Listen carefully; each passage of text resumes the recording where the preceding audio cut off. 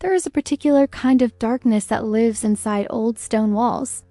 Not the darkness of night, which fades with the sun.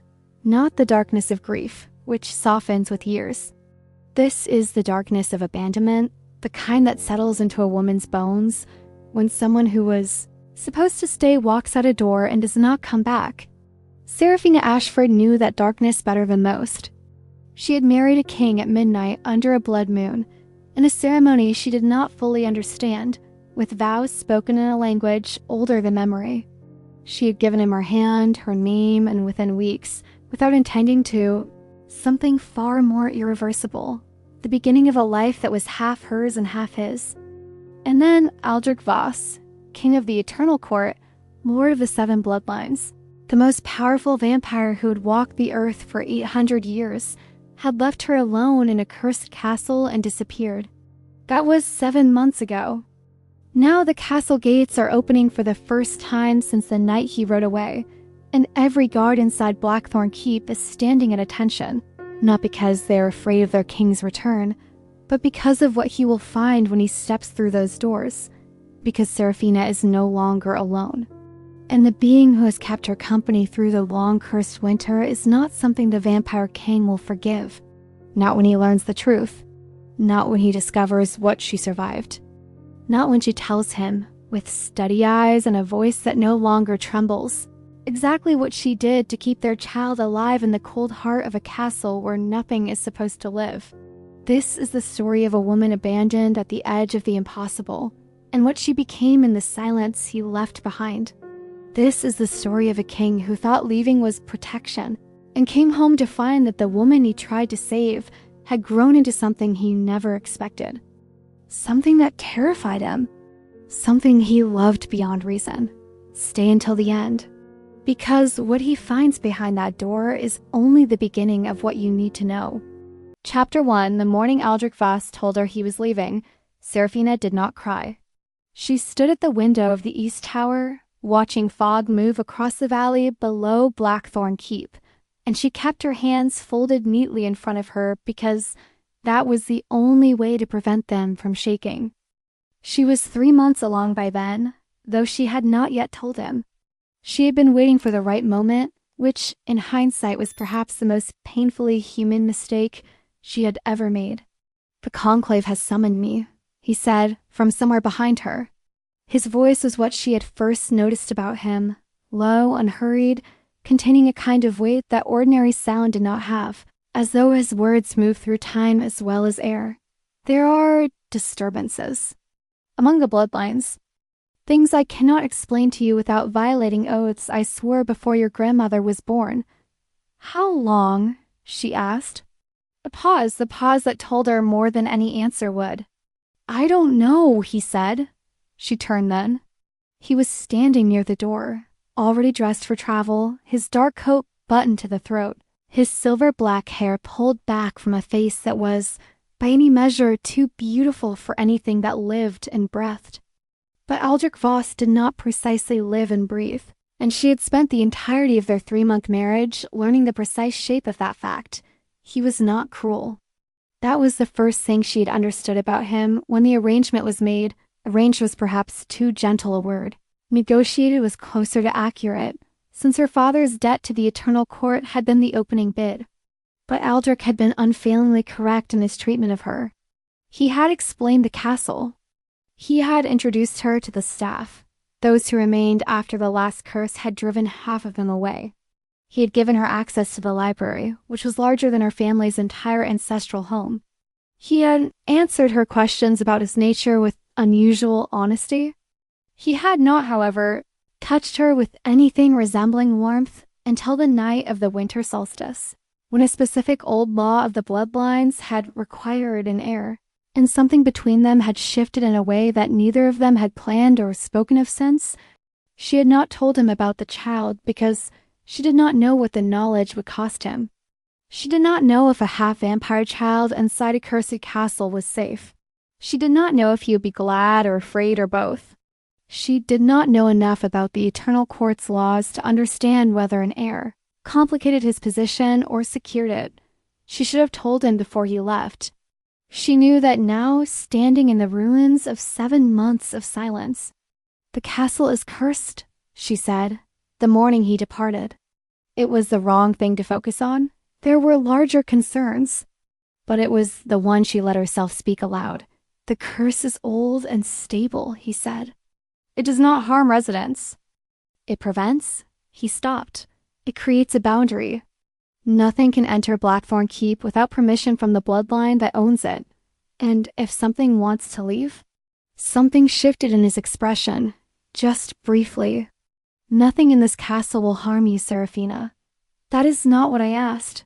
He looked at her for a long moment. Long enough that she thought he might cross the room.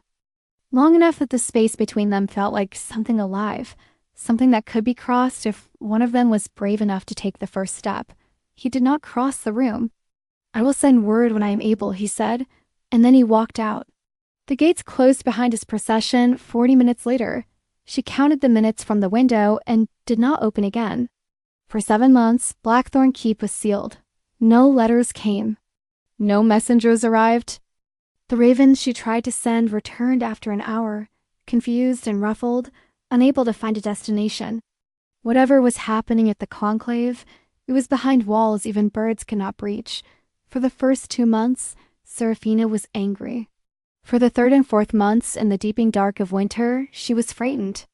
For the 5th month, when her body became unmistakably round and the castle around her began to behave in ways she could not explain, doors opening without wind, candles relighting themselves after she blew them out, strange cold music drifting through the stone corridors at 3 in the morning, she stopped being angry or frightened and became something else entirely.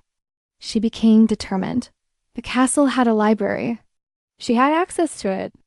She read everything she could find about vampire bloodlines, about hybrid pregnancies, about the specific curse that had been laid on Blackthorn Keep 300 years ago by a witch named Voss, who had been Aldric's mother, who had loved her human husband so completely and been destroyed so thoroughly for it that in her grief she had sealed the castle against the world, against everything that was not her son. Seraphina read the account of Voss 3 times. She sat with it for a long afternoon in January, the fire burning low, her hand resting on the curve of her abdomen, feeling the small insistent movements of a child who was not waiting for permission to exist. "Your grandmother sealed this place because she was protecting your father," she said quietly, to no one, to the child, to the empty room. She wanted to make sure nothing could take him. The candle on the desk flared once, briefly, and then settled. Seraphina had already begun to suspect she was not entirely alone. But it was not until February, when she went into early labor alone in the East Tower and the castle itself seemed to respond, the walls warming, the cold draft from the broken window sealing itself, a presence gathering in the room like a breath held in the stone, that she understood what had been sharing the castle with her. Not a ghost, not a spirit. Something older than either. Something that had been waiting for 800 years for the bloodline to finally produce what it needed most. She survived the labor. She was more surprised by this than she had any right to be, given that she had read enough to know that hybrid pregnancies almost never resulted in surviving infants, let alone surviving mothers. But when the night ended and the gray light of a winter morning came through the repaired window, Seraphina was alive, and the child in her arms was alive, and the presence in the castle was no longer hiding. She named the baby Lyra. She asked the presence its name. It did not answer in words. But the warmth that moved through the room like a hand on her shoulder told her enough. This was the castle itself, conscious, awakened by the birth of the first Voss heir in 300 years, and it was not hostile. It was in the only way a building made of stone and old magic could be. Glad. That was 5 weeks ago. Now the gates were opening, and Seraphina was standing at the top of the stairs with Lyra asleep against her chest, and every guard in the keep was arranged in the entry hall below, and the sound of horses on the cobblestones was growing louder. She did not go down. She waited. She let him come to her. Chapter 2, she heard him before she saw him. Not his footsteps. Vampires moved in near silence, which she had learned early and still occasionally found unnerving. What she heard was the change in the air, the way the castle itself seemed to shift when he crossed the threshold. A pressure change, subtle and distinct, like a room suddenly remembering its purpose. She heard the low voice of Cassius, his second, somewhere below. She heard the particular quality of silence that fell over trained guards when their king arrived.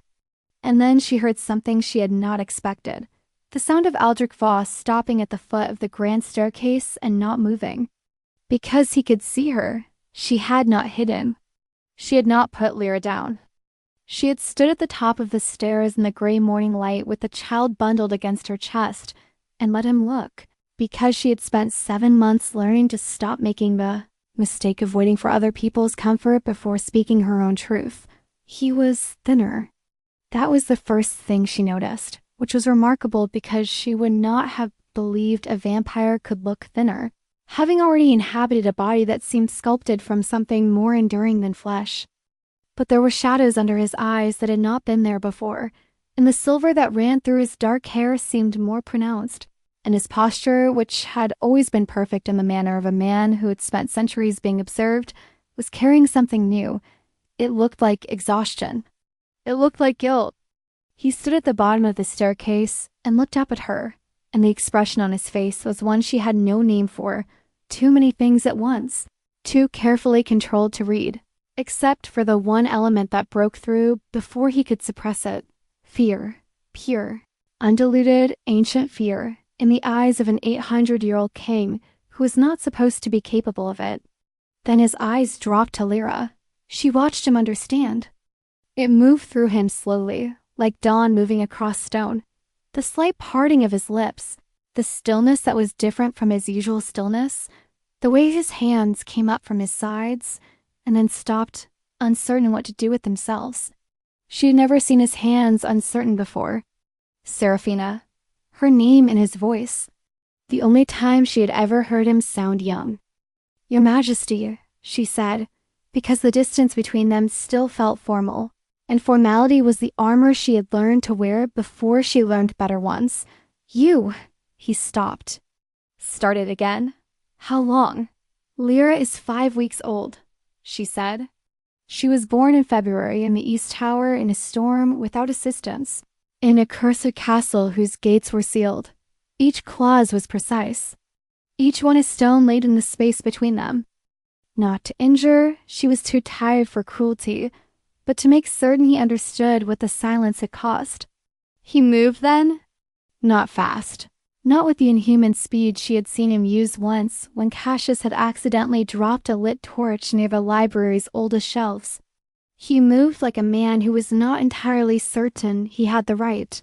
One step and then another up the staircase, his eyes moving between her face and the child, his whole bearing altered by something she could only call awe. He stopped 2 steps below her.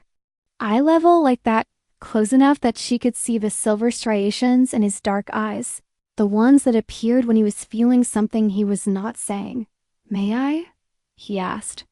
She had not expected him to ask. She had prepared herself for command, for assumption, for the natural confidence of a man who owned everything in sight. She had not prepared for the specific vulnerability of a king who was asking permission to look at his own daughter. She turned Lyra slightly, opening the bundle so that the small, dark-haired face was visible. He looked at his daughter for a very long time without speaking. Lyra, for her part, opened her eyes at precisely the wrong moment, or perhaps the right one, and stared up at her father with the gray-silver eyes that Seraphina had already privately concluded were going to be exactly like his. She is, he began, and stopped again. Real, Seraphina supplied. And healthy, despite everything. The castle helped. I know how that sounds. But the castle helped. He looked up from Lyra to Seraphine's face. I know, he said quietly.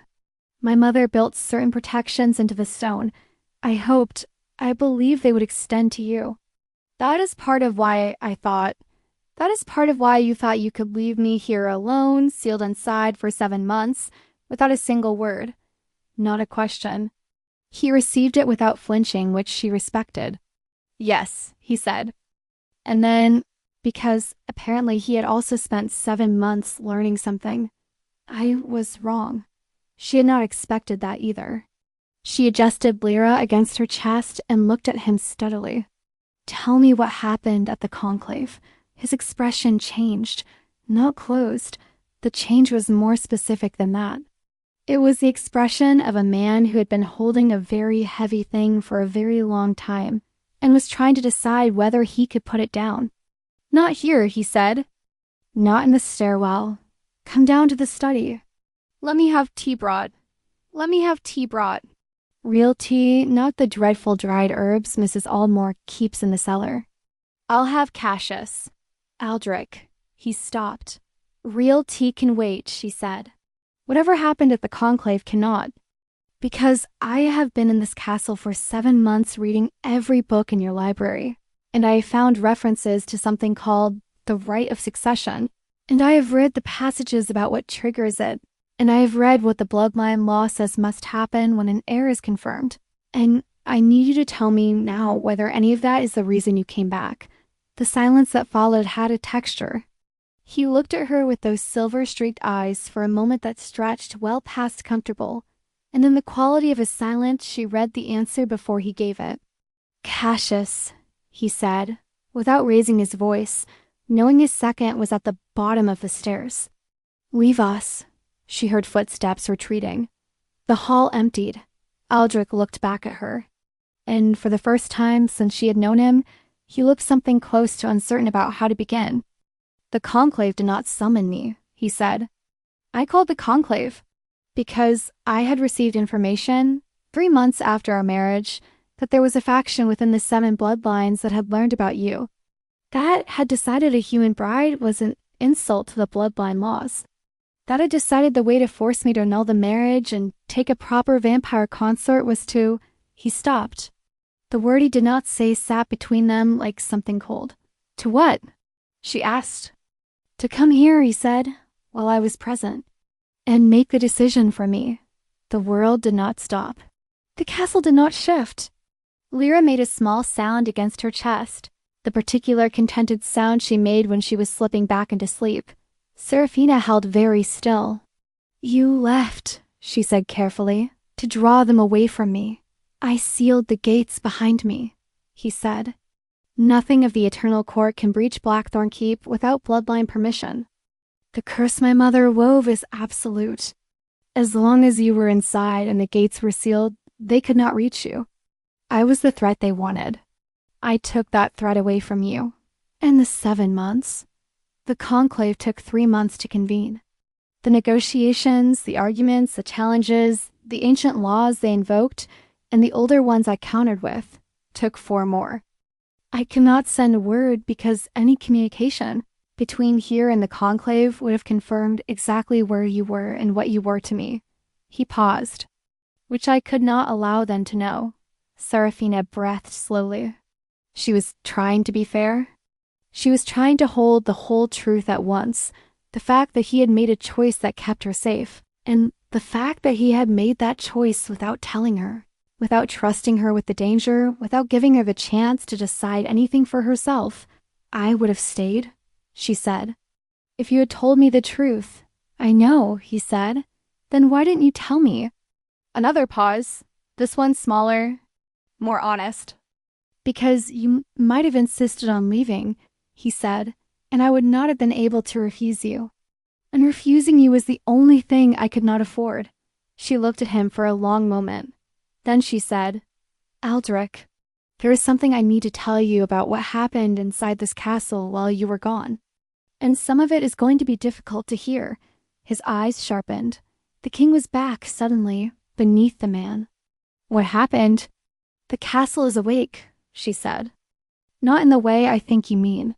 Not dormant old magic awake. Consciously awake. Your mother is here, Aldric. Not as a ghost, as something else. And she helped me survive. And she is the reason your daughter is alive. The color that remained in a vampire's face, which was not much, left his entirely. That is, he said quietly, not possible. Come to the East Tower, Seraphina said, and tell her that yourself.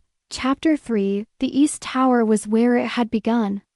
The room had been a sitting room of some kind once, before the curse had settled in the walls and made the castle strange. Now it was the room where Seraphina had spent most of her confinement, not because it was the warmest, which it was not, but because it was the room where the presence was strongest, where candles burned longest without tending, where the cold drafts never quite reached the chair she had pulled close to the fireplace. She watched Aldric step through the door and go still. Not with surprise, with recognition. The kind that moves through the body before the mind is finished processing. He stood in the middle of the room for a long moment, and she watched him breathe in slowly. Breathing was not necessary for him, so when he did it deliberately, it meant something, and the silver in his eyes was very bright. "Mother," he said. The fire on the hearth rose without additional fuel. Just briefly, just enough to be an answer. 800 years, he said, more quietly. "You have been here all this time." The warmth in the room gathered and moved, the way it did when Seraphina had learned to read its intent, and settled around Aldric's shoulders the way a hand might rest there.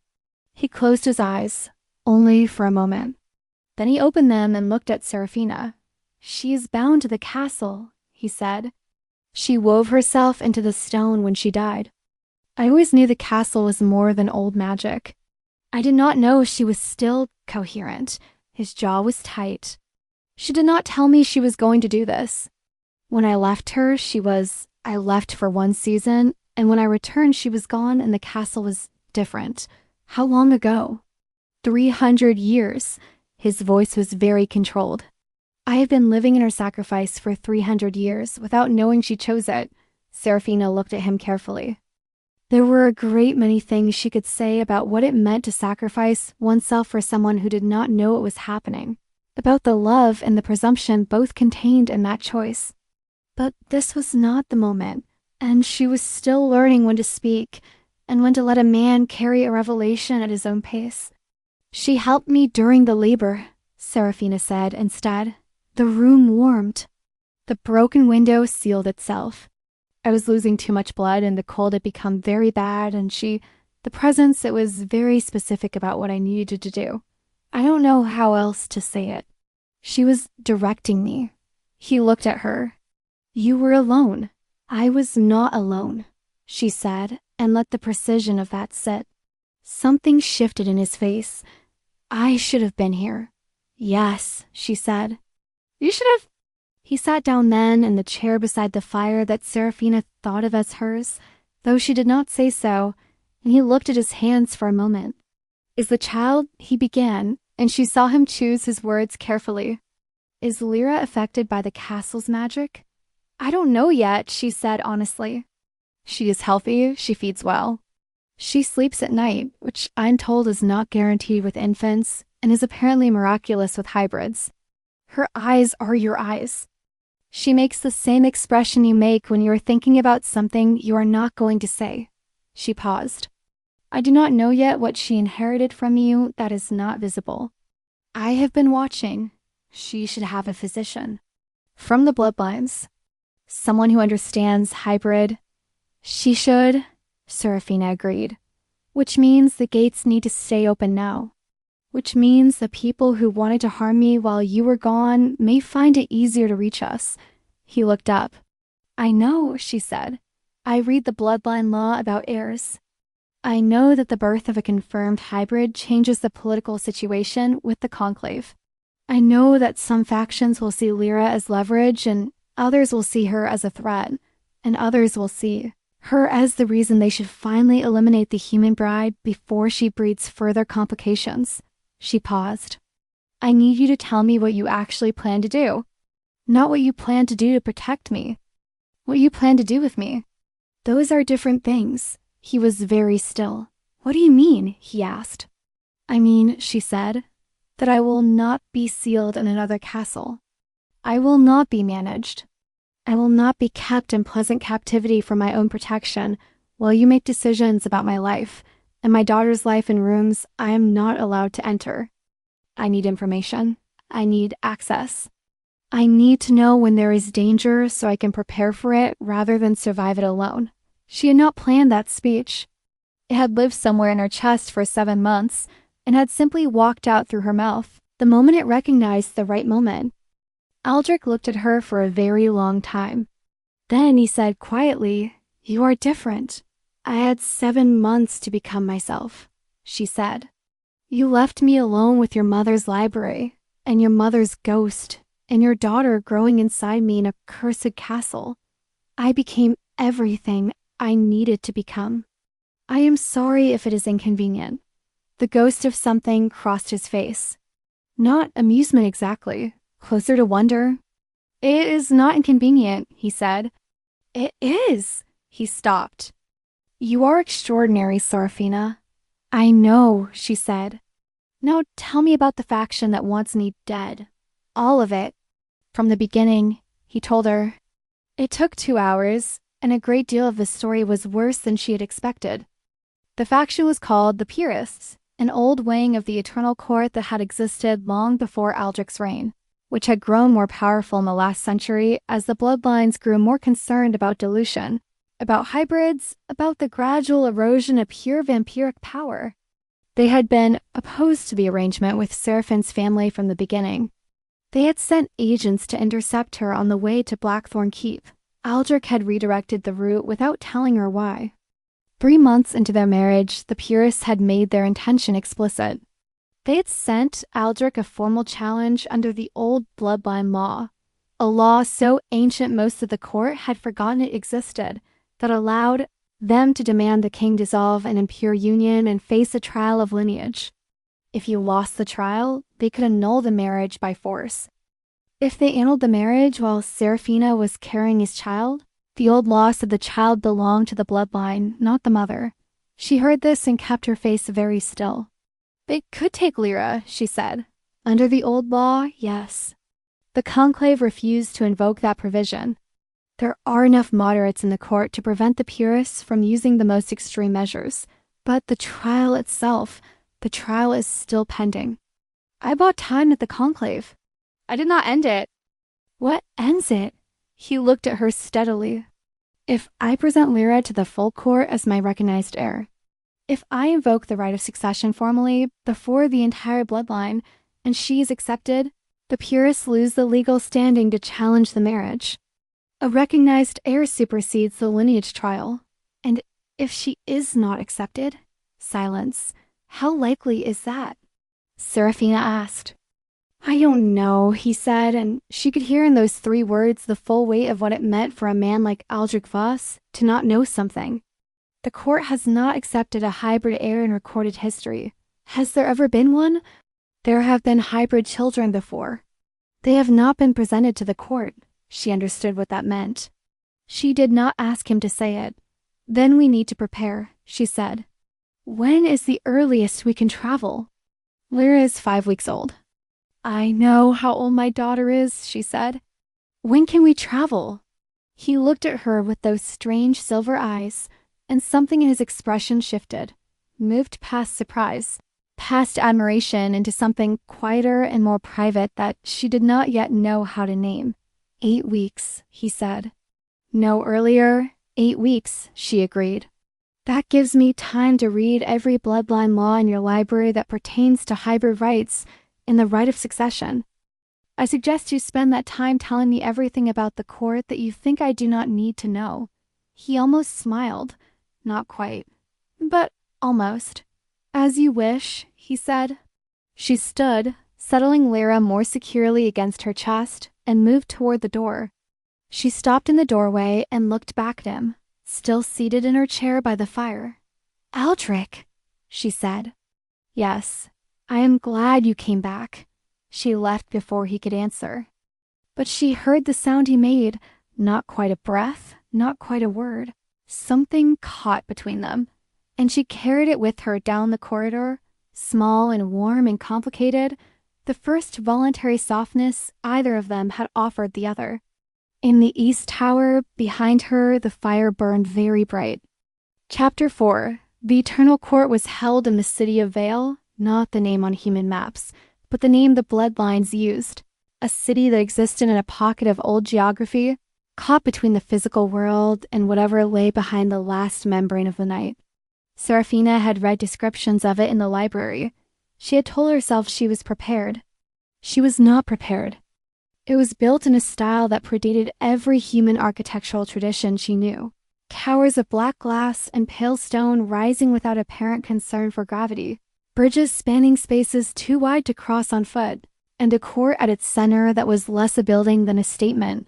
A structure that said, simply and without apology, that what gathered inside it was very old and very powerful and had been here long before you were born, and intended to be here long after you were gone.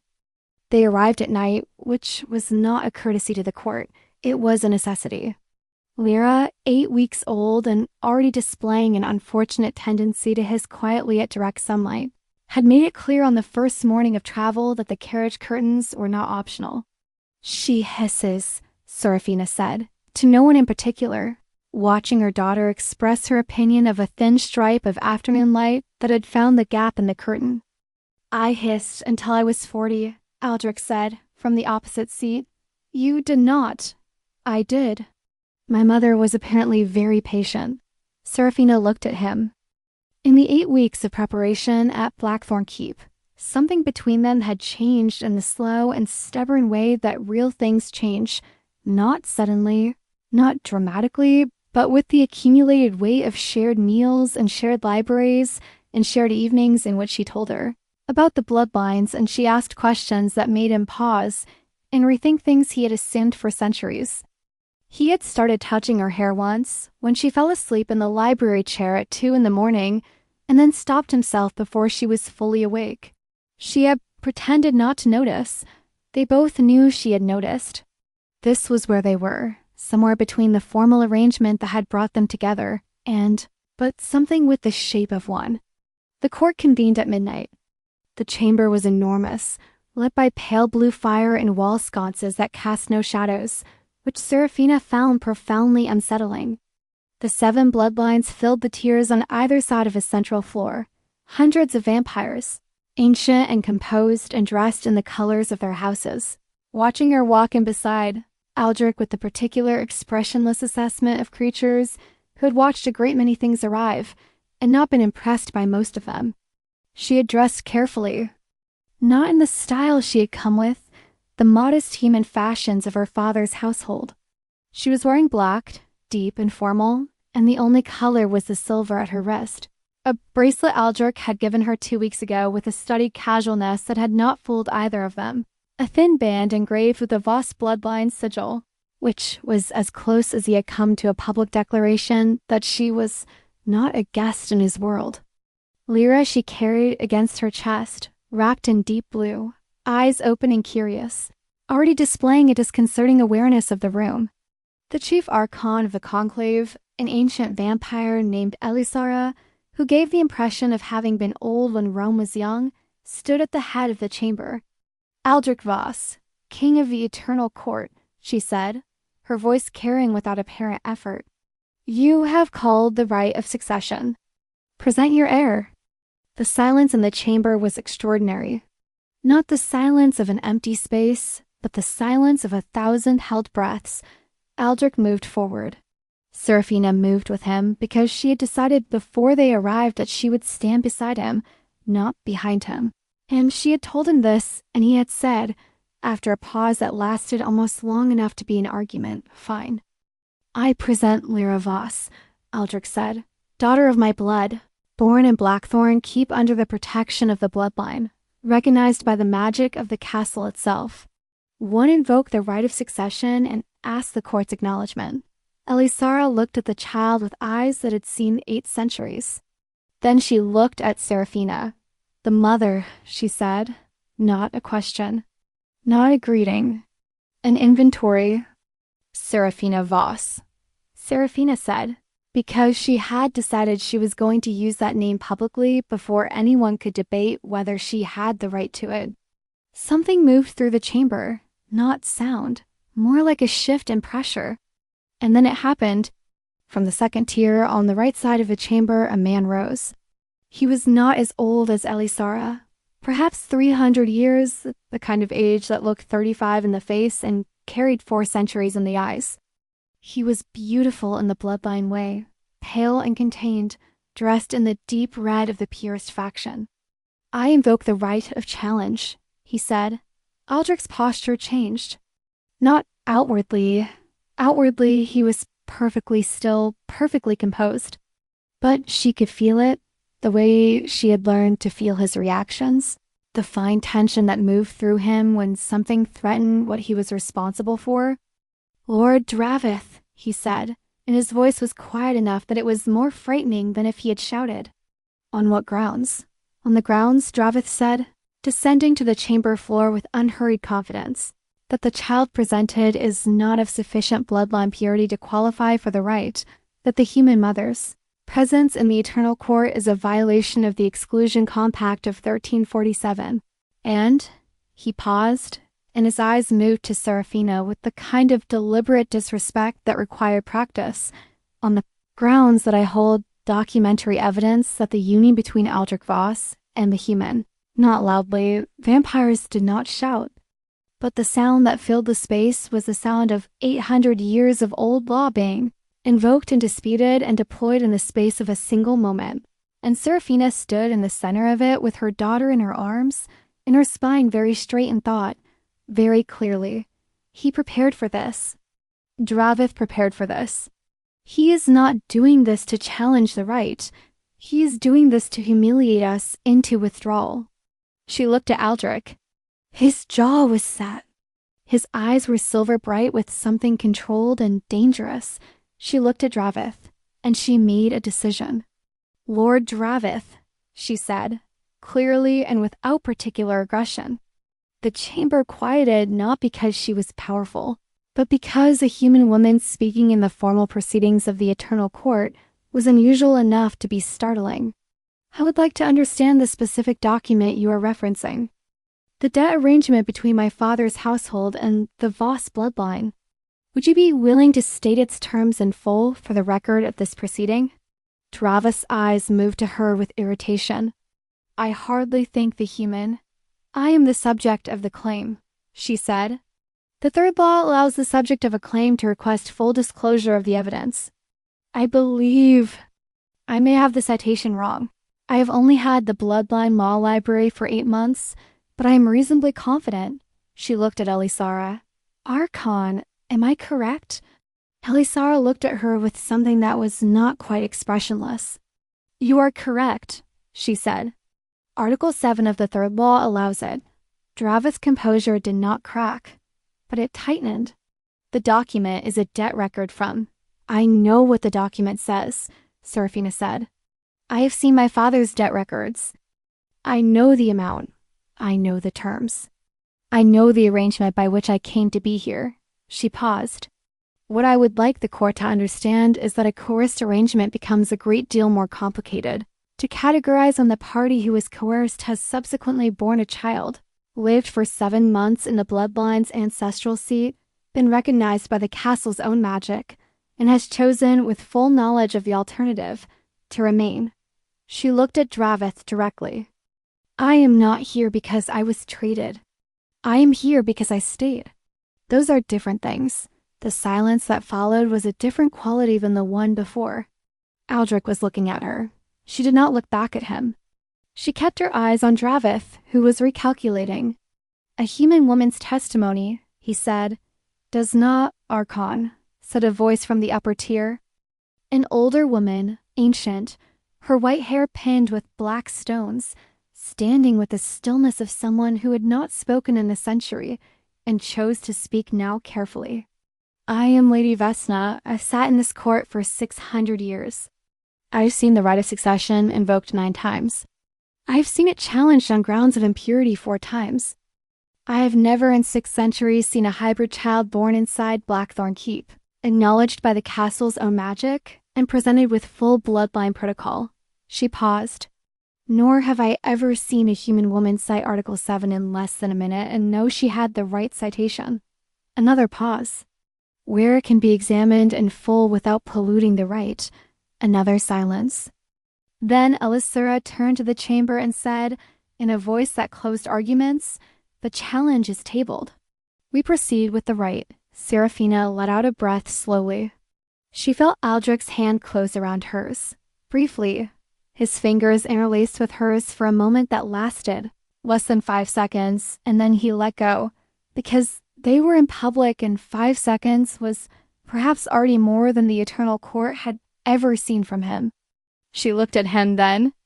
His expression was doing that complicated thing again, the one she did not have a name for, the one that lived between what he felt and what he was willing to say. Article 7, he said quietly just for her. I raid your library, she said. And then Lyra, apparently having opinions about the pace of formal supernatural proceedings, made a sound that was somewhere between a yawn and a hiss, and the tension in the chamber broke into something almost like laughter. And the Archon called the right, and in the pale blue firelight of the most ancient vampire court in the world, Lyra Voss was acknowledged. But Seraphina did not miss the way Dravith left the chamber without looking back. And she did not miss the man beside him, quiet, unremarkable. Someone she would not have noticed if she had not spent 8 months learning to notice everything, who slipped out through a side door the moment the rite was confirmed. Someone who should not have known that door was there. Someone who had been in this castle before. She caught Cassius's eye across the chamber. He had seen it too. Something was not finished. Chapter 5. They were given rooms in the court's residential tower, which felt like an honor and functioned like surveillance, because the Eternal Court had not stayed eternal by being careless about what it allowed within its walls. Seraphina put Lyra down in the carved crib that appeared in their room with suspicious readiness. Someone had expected this, had prepared for an infant, which told her something about who in the court had been following events at Blackthorn Keep more carefully than they pretended, and then she sat on the edge of the bed and thought about the man who had left through the side door. Aldric was at the window, which faced nothing because they were in Vale and nothing in Vale was quite where it appeared to be. He had been standing there for 20 minutes. He was thinking. She could tell by the quality of his stillness. The man beside Dravith, she said. I saw him. He knew that door. He has been here before, inside the private areas of the court. That is not a public corridor. No. That means he is not simply a purist ally. He has a position inside the court structure itself. Aldric turned from the window. Or had one.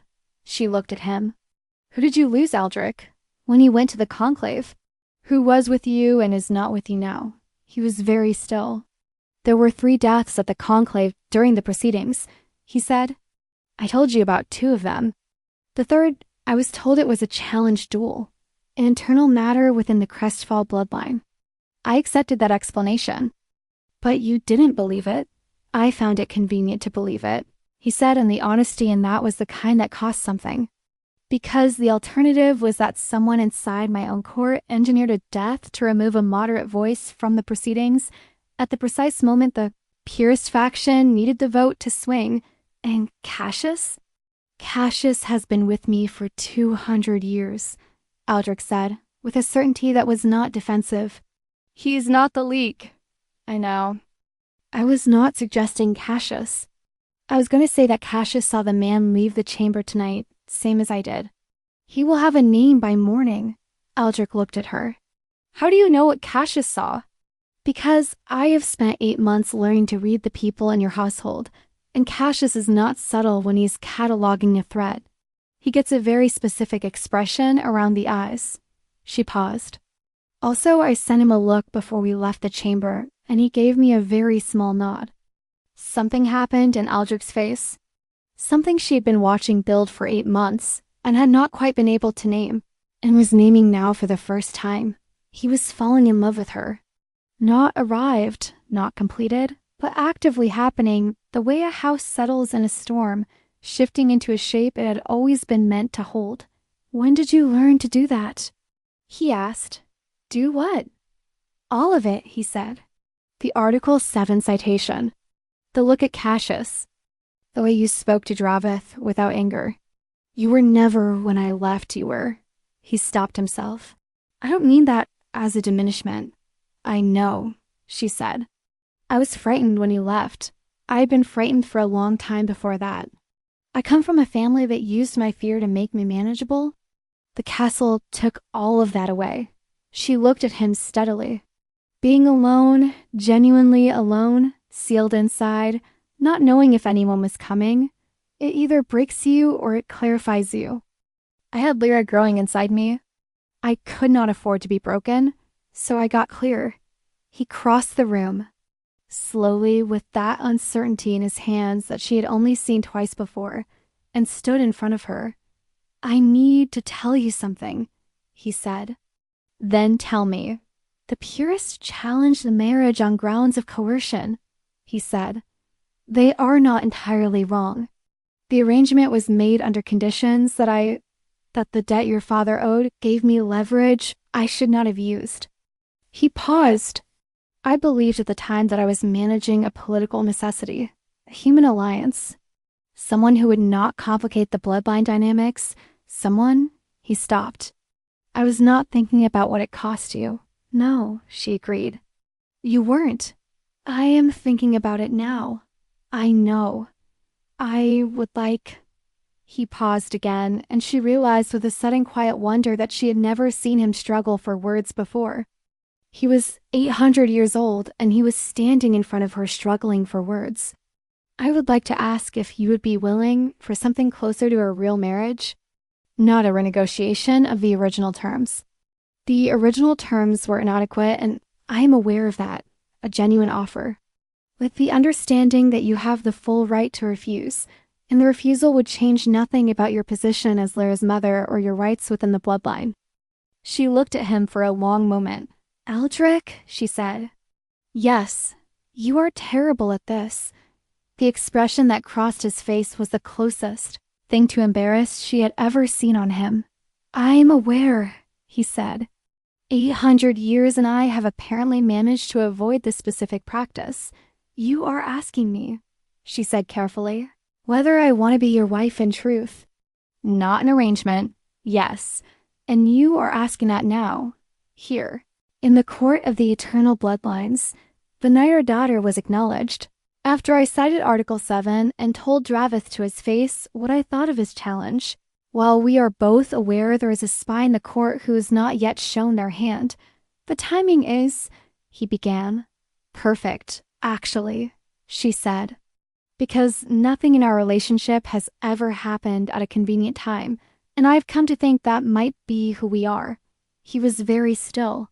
Is that a yes? He asked.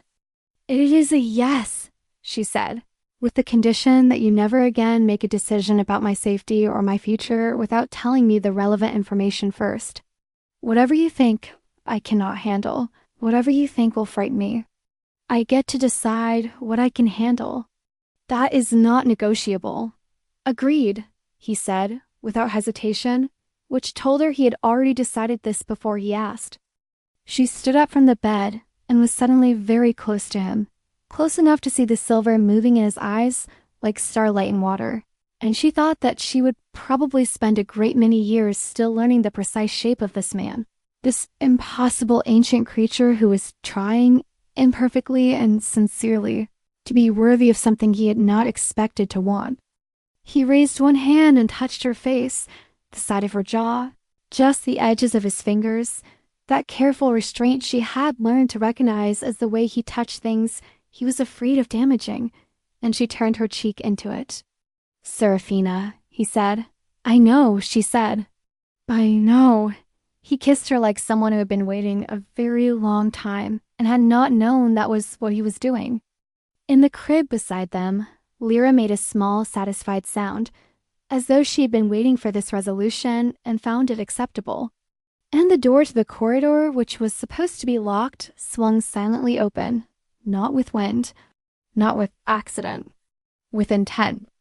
Aldric was across the room before Seraphina had fully turned, and the figure in the doorway went still with the particular frozen quality of someone who has just realized they have miscalculated at the exact moment when miscalculation cannot be survived. It was not Dravith, it was someone far worse.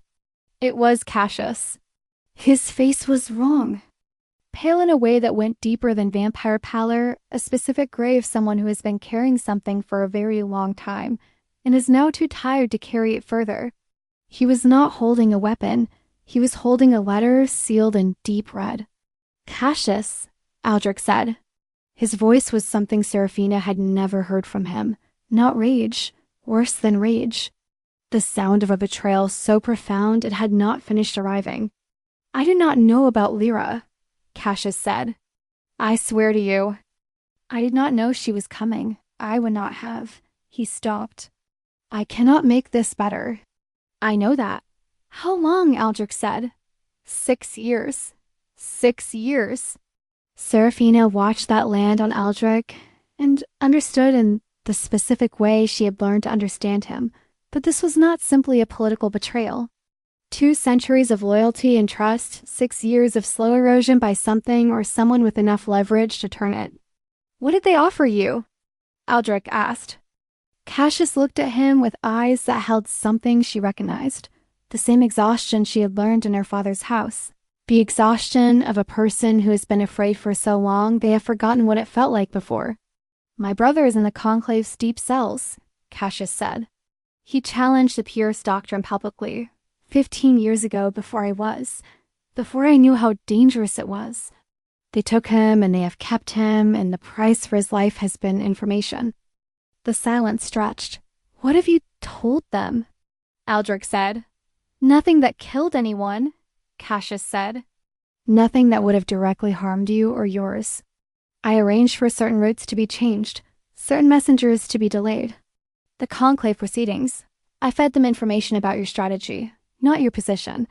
I tried to." He stopped. "There is no way to say this that is not what it is." "No," Aldric agreed. "There is not." He was quiet for a moment. "Your brother's name?" Cassius stared at him. "What?" "Your brother, his name." "And which cell?" Marin. Marin Vale. He is in the 3rd level, under the Archon's tower." "Sit down," Aldric said. "Do not leave this room." He looked at Seraphina. She looked back.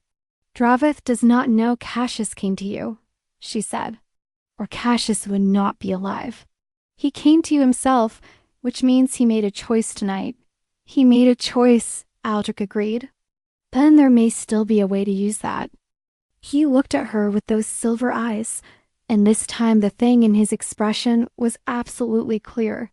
He reached out and took her hand deliberately, in full view of the guard post and the corridor and the watching architecture of the ancient court. "Tell me what you're thinking," he said. "I'm thinking," she said, "that Draveth does not yet know his source is gone. I'm thinking we have until morning before he realizes it. And I'm thinking there is enough bloodline law in that library of yours that there must be something about what happens to a purist faction when it is proved to have corrupted a member of the king's own household through coercion of a blood debt." Cassius made a sound from the corner of the room.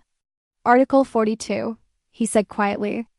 "If a political faction can be proved to have held a bloodline member's family member as leverage to obtain information, the faction loses all standing before the Conclave for a period of not less than 100 years. Seraphina looked at Aldric. "Where is the Archon's record room?" she asked. Chapter 6. They moved through the court at 3 in the morning. Seraphina, Aldric, and Cassius, who had agreed without negotiation to guide them through the private corridors he had spent 6 years learning, on the condition that whatever happened tonight began the process of getting his brother out of the deep cells. Aldric had agreed, not as an arrangement, not as a trade. He had agreed because he looked at Cassius, at the 6 years of fear and shame and impossible love that had eroded a 200-year friendship, and he said, quietly and without ceremony, "I should have known. It is my failure that I did not see what was happening to you. We will correct it." Seraphina had filed that moment away in the part of her that was building a true picture of who this man was. The Archon's record room was built into the base of the central tower, behind 3 successive locked doors that Cassius opened with codes he should not have had, and Aldric opened with bloodline access that predated the court's current structure. Inside, the records were physical, leather-bound volumes and rolled documents in sealed cases, organized by date rather than subject, in the way of a system created before efficient information management was considered a virtue. Seraphina found what she needed in 40 minutes. It was not complicated once you knew what you were looking for. the Purist faction's formal record of the arrangement with Cassius Vale, the correspondence referencing Marin Vale's detention, 2 documents that, placed side by side with Article 42 of the Third Law, made the case without requiring argument. "This is enough," she said, setting the documents on the reading table. Aldric looked at them. "Dravith will challenge the provenance. He'll say they are sealed with the Conclave's own notary mark," she said. "And the date on the correspondence predates the Purist's last formal challenge to our marriage by 8 months. Which means they were planning this years before the right of succession was ever invoked. Which means the challenge tonight was not a legal proceeding. It was the execution of a premeditated political campaign to destroy you and remove me." She paused. "The court does not like being used as a weapon. Elisara especially, I think. Elisara has her own history with the Purists," Cassius said from the doorway, where he had kept watch with the focused attention of someone who decided that whatever came next, he would not waste it. "Then we present this to Elisara," Seraphina said. "Tonight." Before morning, Aldric looked at her across the reading table. The blue fire in the wall sconces made everything in the room look like it existed at the edge of a dream. "You know," he said, "when I arranged this marriage, I believed I was taking a manageable human woman into a situation I had complete control over." "You were wrong," she said. Comprehensively, he agreed. And there it was, the smile, the real one, the one she had seen precisely twice in 8 months and had privately decided was the most devastating thing about him, because it was so rare and so unguarded, and it changed his face from merely beautiful to something that felt human. "I was wrong about almost everything, and I'm very glad of it." She picked up the documents. "Come on," she said. "Let's go wake up a 600-year-old vampire and ruin Dravith's political career." Elisara received them in a private chamber that suggested she had not been sleeping, which perhaps explains something about how the Eternal Court had maintained its authority for so long.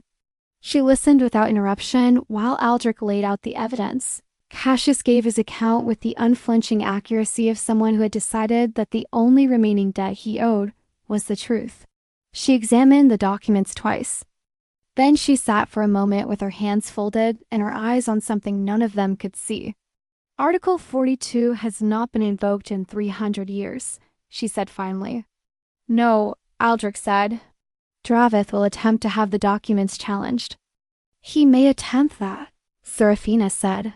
"But the attempt itself will require him to explain how he knows the documents exist, which will require him to acknowledge his relationship with the person who accessed them, which is precisely the relationship the documents describe." Elisara looked at her. "You are quite something," the Archon said, with the careful neutrality of a woman who had been giving nothing away for 6 centuries. "I had had an excellent 8 months," Seraphina said. Elisara called the emergency session at dawn. Dravith was present, as required by court law, and Seraphina watched him understand what was happening in real time across the chamber floor, the moment the documents were read aloud, the moment Article 42 was invoked, the moment the other Purist lords began to assess what this meant for their own standing. She watched him look at Cassius with the particular cold fury of a man who had believed he owned someone and learned he was wrong. She watched him look at her. She did not look away.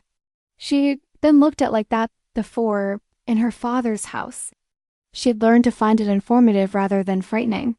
It told her the shape of the person looking. Dravith was very small in the end. Very old, very powerful, and very small.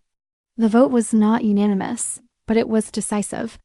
The Purist faction lost its standing under Article 42. The challenge to the marriage was formally dismissed. The right of succession was confirmed without further contest. Marin Vale was released from the 3rd-level cells before noon.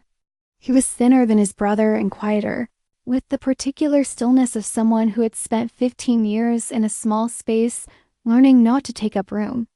Cassius held him for a very long time in the corridor outside the cells, and neither of them said anything, and Seraphina found something else to look at, because some things required privacy. They left Vale in the early evening. In the carriage, Lyra slept with the absolute confidence of an 8-week-old who had been to vampire court and found it adequate but not particularly interesting. Seraphina watched the city recede through the carriage window and felt the change in herself like a key, turning in a lock she had not known was there. She had come into this world because of a debt. She had stayed in a cursed castle through fear and loneliness and labor and winter and the slow patient unfolding of her own strength. She had walked into the eternal court as a human woman with no standing and no name that the bloodlines recognized and had cited their own law at them until they had no choice but to see her. She had not been saved. She had saved. The distinction mattered more than she could have explained at the start of any of this. Aldric was watching her. He had been watching her since the carriage left the city gates, with that expression she could finally name. It had taken her long enough, 8 months and a political siege and a near betrayal and the quiet radical act of a man asking for a real marriage when he had already technically won everything he needed, but she could name it now. It was love, very old, very new. Both at once, which perhaps was the only way it could be for someone like him. "What are you thinking?" he asked. "I am thinking about Lyra," she said. "About what she will understand when she is old enough to understand it. About what I want her to know about where she came from. What do you want her to know?" She looked at him. That her grandmother loved her grandfather so much she turned herself into a castle to protect the son they had, she said. That her father made a terrible decision for the right reasons, and then made the better decision when he understood the difference. That her mother spent 7 months alone in a cursed castle and came out of it knowing exactly who she was. She paused. And that none of those things, the love, the sacrifice, the stubbornness, the terrible decisions, the better ones, none of them were accidents. They were all eventually the right foundation for something real. Aldric reached across the small space of the carriage and took her hand. He had been doing this with increasing frequency since last night, this deliberate reaching as though he was practicing a habit he intended to keep. "You were the better decision," he said. "I know," she said. "Try to remember that." His mouth curved. "I rather think you'll remind me." Comprehensively, she agreed. Lyra made a sound in her sleep that was unambiguously smug, and they both looked at her. And the thing that passed between Aldric and Seraphina in that moment was too large for words and too specific for generalization. It was simply the feeling of two people, impossibly different and impossibly matched, looking at the same face and understanding, without further negotiation, that they had arrived. They returned to Blackthorn Keep 3 days later. The gates opened before the procession reached them. Not because a guard had pulled a lever. Not because of any mechanical operation Seraphina could identify. The gates opened because the castle recognized its family returning, and the warmth that moved through the stone as they crossed the threshold was unmistakable. In the east tower, a candle lit itself. Seraphina stood in the entry hall and looked up at the arched ceiling and the carved stone, and the particular quality of light inside a building. That had been loved for centuries, and she felt the presence move through the walls around her, not hovering, not waiting, but simply there, the way a person is there when they are in the same room, and everything is all right. "Hello," she said quietly. The warmth gathered briefly around her shoulders. She went up to the east tower alone, while Aldric settled Lyra with the staff, and began the long process of managing whatever correspondence had accumulated in the sealed months. She sat in the chair by the fire, and she said, to the room and the presence, and the woman woven into the stone, "She is safe. We are all safe." The court acknowledged her. The fire burned brighter. "I know you can't leave," she said. "I know you made a choice that kept him alive and kept this place standing, and I'm not going to try to undo it. But I want you to know, I want her to know you eventually. When she is old enough, I want to find a way for her to know her grandmother." The candle on the desk guttered and then steadied. Not agreement, not refusal, just presence, just, "I am here." "We'll figure it out," Seraphina said. "We're good at that, apparently." She heard Aldric's step on the stair. She knew his step now, the particular weight of it, unhurried and precise, and he came through the door with Lyra awake and curious in his arms, looking up at her father's face with gray silver eyes that were learning the shape of him. "She wants her mother," he said. "She wants to see where she was born," Seraphina said. "She's been back 40 minutes. She is already managing us. She gets it from you," he said. "She gets it from her grandmother," Seraphina said, and watched him look at the room, at the fire, at the warmth and the stone, and do the thing he was still learning to do, accept the love that was in a place rather than a person, and let it matter. He came and sat beside her, Lyra between them, and the fire burned steadily. And the castle was warm, and outside the gates the world was complicated and old and full of bloodline law and faction politics and ancient grudges and centuries of power arranged against them. Inside it was quiet. Inside they were home. Lyra reached up one small hand and caught Aldric's finger with the determined grip of someone who intended to hold on, and he looked down at her with an expression so unguarded that Seraphina felt she had been given something she had not known to ask for. She reached over and took his other hand. He held on. Outside, the evening came in across the valley, and the towers of Blackthorn Keep caught the last of the light, and the castle that had been sealed for 7 months breathed in the open air and was, for the first time in 300 years, something the woman in its walls had always intended it to be. Not a prison, not a fortress. A home for the people she loved, who had finally learned to love each other. Thank you so much for listening all the way to the end. If this story stayed with you, I would love to know. Do you think Aldric made the right decision when he left Seraphina behind in the castle? Was sealing those gates the truest way he could protect her? Or was it still a choice he made without her consent, no matter his reasons? Leave your answer in the comments. I read every single one. And if you love paranormal romance stories, the kind with cursed castles and immortal kings and women who become exactly who they need to be in the silence, subscribe so you never miss the next one.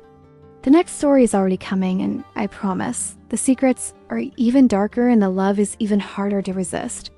Until next time, stay a little haunted and a little in love.